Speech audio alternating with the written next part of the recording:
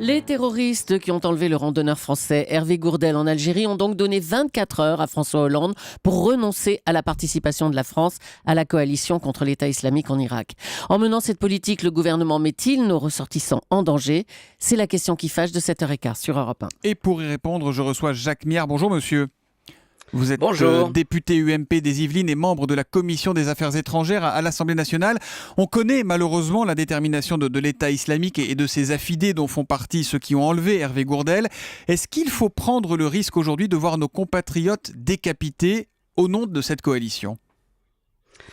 Vous savez, je vais vous dire une chose. Nous sommes en guerre. Nous sommes en guerre au Sahel, nous sommes en guerre au Mali. Nous sommes en guerre au nord Nigeria où nous essayons de savoir ce que fait Boko Haram. Nous savons qu'en Algérie, depuis toujours, avec Drogdal et compagnie, il y a une bande d'assassins qui tiennent des régions dont les Aurès et le sud de l'Algérie. Nous avons 1 millier de Français qui partent en Syrie et dont j'espère qu'ils ne reviendront pas.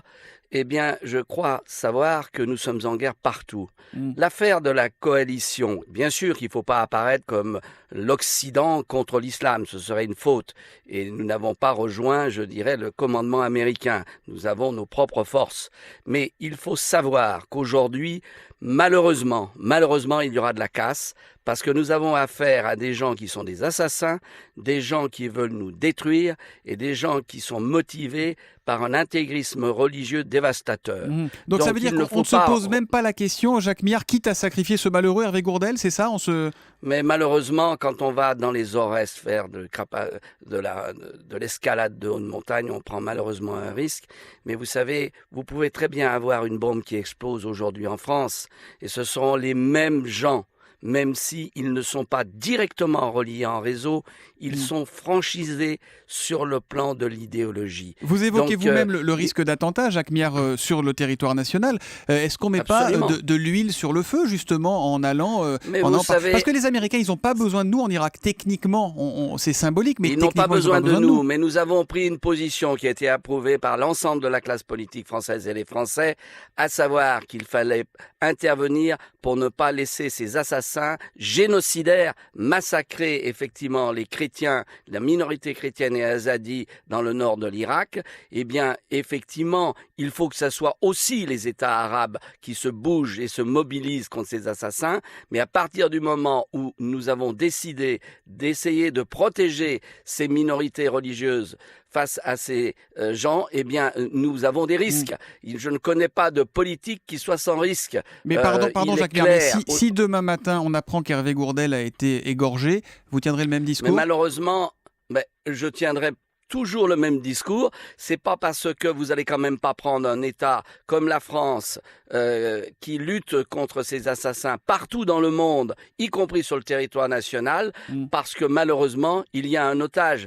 Quand je vous dis qu'il y aura de la casse, nous devons nous attendre à ce qu'il y ait aussi des attentats en France, mais il est clair que si vous calez parce que effectivement il y a un risque d'assassinat sur cette personne, ce que je regretterais profondément, bien sûr, il n'en demeure pas moins que nous ne devons pas caler. Si vous calez, c'est les assassins qui gagnent. Eh bien ça, ce n'est pas acceptable. Et aujourd'hui, il faut que les Français prennent conscience que effectivement l'histoire est tragique. Nous avons vécu heureusement pendant des décennies en paix sur le territoire national. Nous faisons face aujourd'hui à une sorte de guerre de religion, de guerre des cultures avec ces individus. Il ne faut pas tomber dans le piège de guerre des religions et faire de l'amalgame, mais il faut bien sûr lutter contre ces individus. On a entendu vos arguments et vous soutenez donc pleinement la politique du gouvernement sur ce sujet. Bernard Cazeneuve, le ministre de l'Intérieur...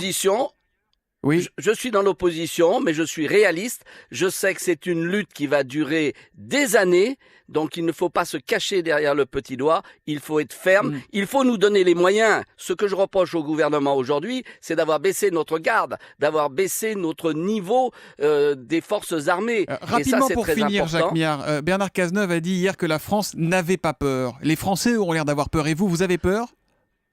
Mais vous savez, vous pouvez très bien prendre un coup de couteau sous prétexte qu'ils m'ont reconnu dans la rue, etc. Qu'est-ce que vous voulez, ce sont des risques à assumer. De la même manière, vous pouvez aussi être tué dans un accident d'automobile. Il y a un moment, si vous pensez que la vie ne vaut pas le prix de la lutte et du combat, à ce moment-là, il vaut mieux vous tirer une balle dans la tête tout de suite. Merci. Il y a un moment, il faut savoir prendre les moyens de sa politique et il faut être ferme.